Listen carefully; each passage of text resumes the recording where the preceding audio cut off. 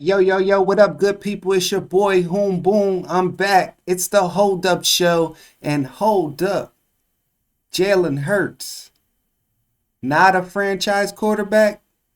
Let's get into it. This discussion needs to be had. Since Shane Steichen left for the Indianapolis Colts, beginning to believe that Jalen Hurts is being exposed. I mean, yes, he's being efficient. Yes, he's protecting the ball.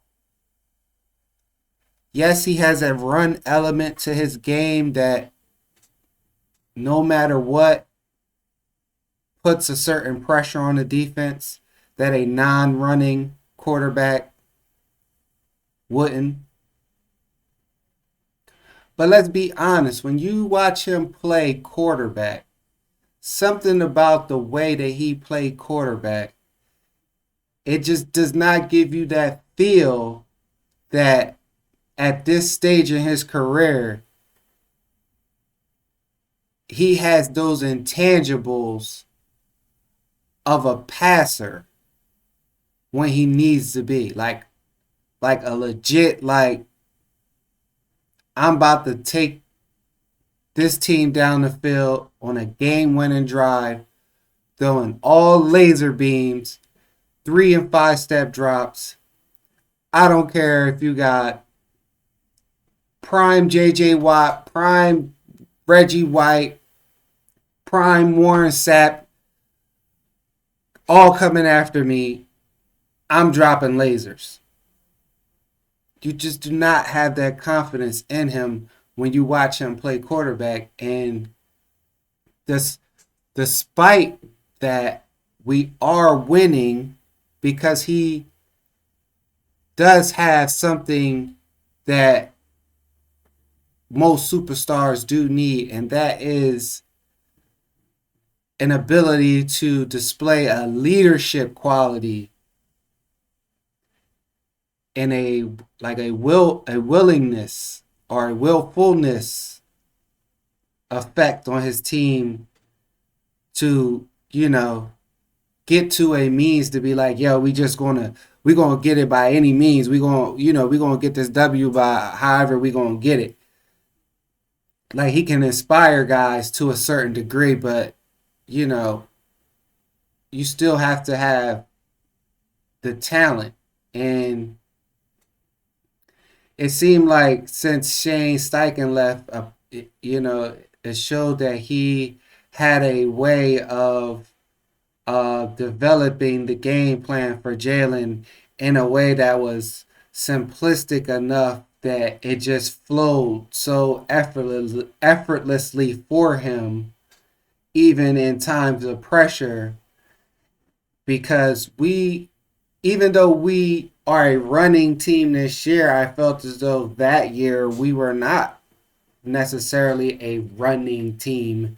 I felt as though we were a premier passing team, and it was like this is the breakout party of, Jalen Hurts as the elite passer who has took the leap. But since then,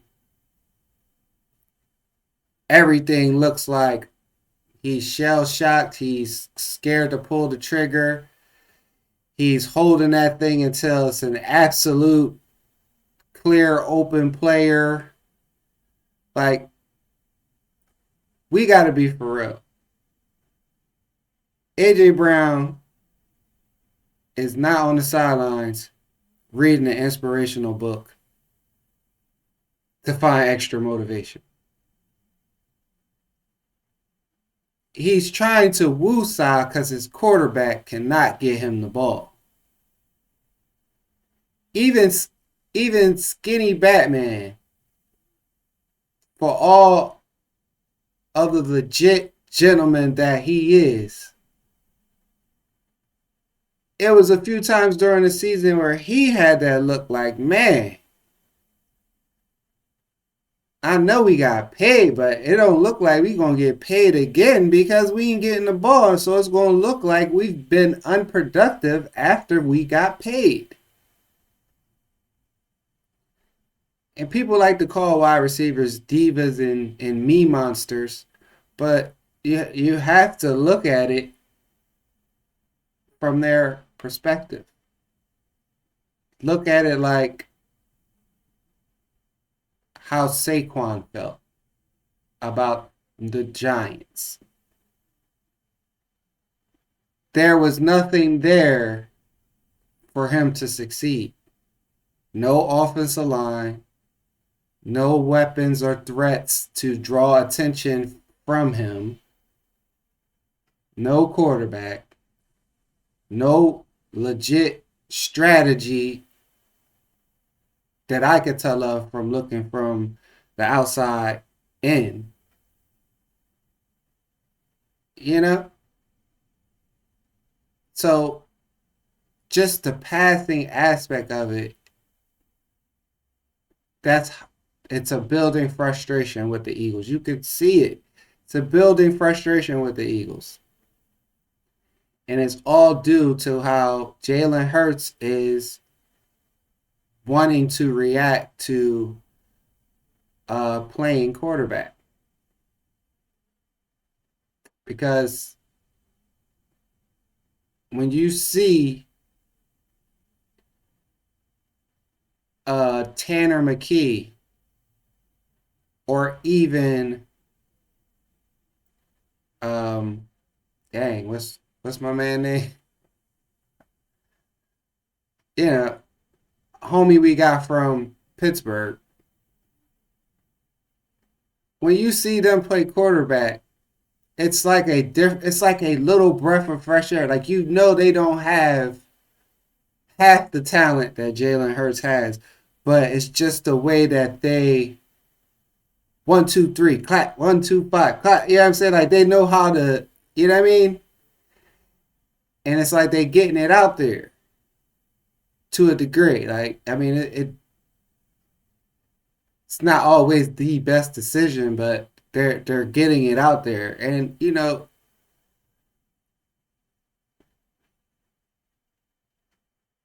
to some degree, I wanted to see more Tanner McGee. To be honest, I mean, not in the playoffs, of course, but the way it's looking, it's like if Jalen doesn't have that effect to you know that component, that element to run, because they didn't just balled up his knee all crazy on that one play, he's going to be ineffective. That's why it looked like he had to take that safety or that sack on the bootleg because he couldn't run. So they're trying to fool somebody when your quarterback isn't mobile. He can't move. So you're putting him in a position to run some type of bootleg where he might have to go across his body or you know some form of that to be able to plant his feet to throw. He only got one leg.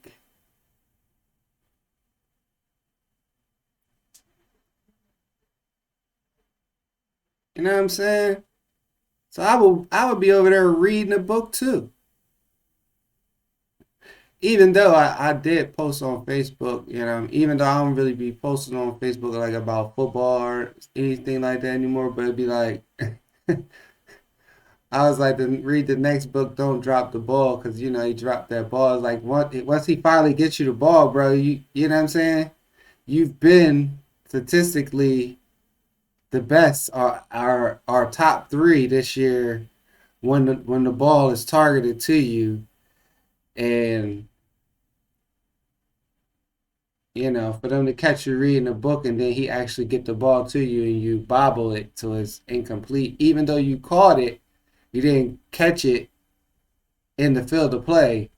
It just was like, bro, read the next book, read, do not drop the ball. You know what I'm saying? Because it's like you can't, even though I know you're frustrated, you can't miss your opportunities now. And it's like we're squeaking by. Like the football guys are giving you the warning. Like, yo, fellas, y'all got enough time to clean this up. Please clean it up. You know what I mean? And if it's uncleanable because Hurts is now actually hurt, I don't know how I've ever felt about my quarterback being named Hurts. Like he's, it's almost like when they say the words are spells, and you know. Anyway, if he can't deliver, I need y'all to go full Saquon. Tell the offensive line put 2 and 3 tight ends out there with it and go full Saquon. Beat them up to the point that they don't want to tackle or touch none of y'all. And then hit them with some play action out of nowhere. Because if he can't plant that leg and he can't run, he is a below average quarterback at that point. And I'm sorry to say that. It just the play looks and feels that way. Like let's go. Let's just real quick. Let's just go over some of his stats. Let's just go. Now look.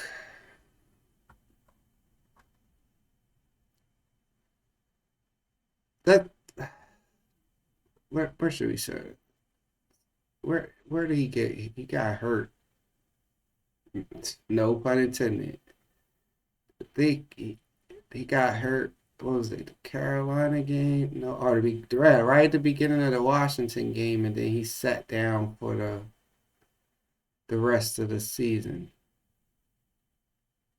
Yeah. So we're not going to use the Washington game. We're going to go the next 4 games back. So let's go 4 games back to the last time they played the Rams.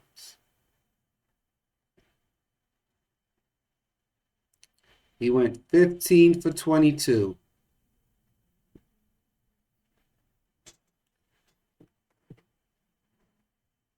for 179 yards with almost a 70% completion rating,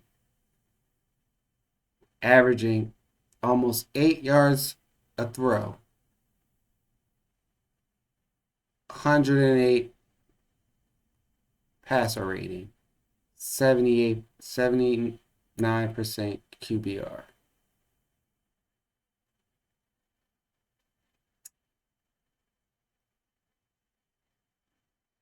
Now, in this same week, because this is past the midway of the season, I want to check Josh Allen and Lamar Jackson's stats for the same week. Because we are saying that Jalen Hurts is a franchise quarterback. We paid him as a franchise quarterback, propped him up and set him out there as a franchise quarterback. He's up there with the demeanor and the distinguishing himself as the leader and franchise quarterback. So let's put him up against MVP candidate and a former 2-time MVP. So what that was, Sunday 11/24. Let's see what Josh Allen did in the same week. Oh, well, he had a bye that week, Josh Allen. But should we go off the week after the bye? Yeah, let's go after the week after the bye. Just not to be, you know. So Josh Allen went 13 for 17 for 148 yards with a 76% completion rating at 8.7 yards, so almost 9 yards per throw, and 2 touchdowns with a passer rating of 141 and a QBR of 95.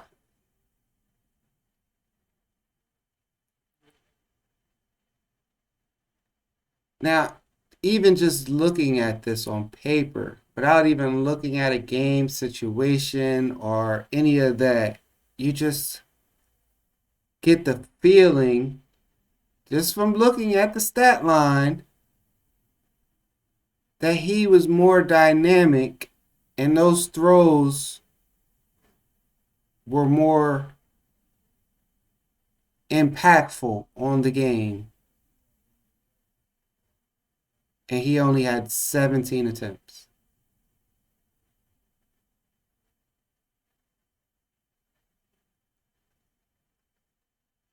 Let's see what Lamar Jackson did.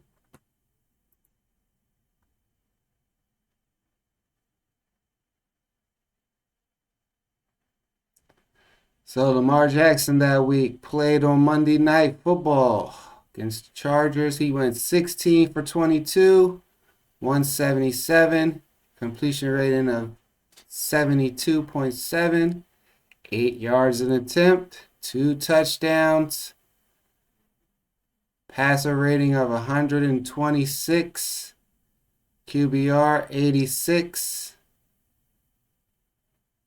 Not much rushing. So you see there, it looks like they won in the clutch, 30-23. Looking at this, it looks like it's very comparable to Jalen Hurts. Let's go back to Jalen Hurts. 15 for 22, 179, 68 completion, 8.1, 108, 70, 78, 79 QBR. 116 for 22, QBR 120. So what made his QBR higher than Jalen Hurts? So when I sit and I say he does not give me the feel, or you have the confidence or to look at him and say that would be the quarterback that I would choose for my game-winning touchdown drive. We've just looked at the stats of him comparable to Josh Allen and Lamar Jackson in that same week, past mid-season, when playoff positioning is on the line and you need your quarterback to be your quarterback. His stats are comparable. His QBR or his passer rating and QBR are not. And is it because when they go to grade out his play that they're seeing the same underachieving dynamic when it comes to his arm or the way he's commanding the offense in a passing situation in that way, like in an underwhelming manner, like he's doing a dump off and AJ or Devontae Smith or Goddard has to put in the work to make whatever his completion was something of the next level. It makes you wonder, because would the numbers be the same for these gentlemen if they had the ensemble with an ability to turn around and hand off to Saquon Barkley, would they have the same stats? Would their stats be better? Would their QBR be higher? Would their passer rating be higher? Like, what do you think they would be able to do with the weaponries Jalen Hurts possesses? I don't know. Let me know your thoughts. Like, comment, share, subscribe to the page. Help me grow. Not monetized, so if you want to donate, cash apps on the screen. Look a brother out. But just glad you rocking with me. It's your boy Homebone, and it's the Hold Up Show. And hold up, not a franchise quarterback. You be the judge. I'm out of here. Peace.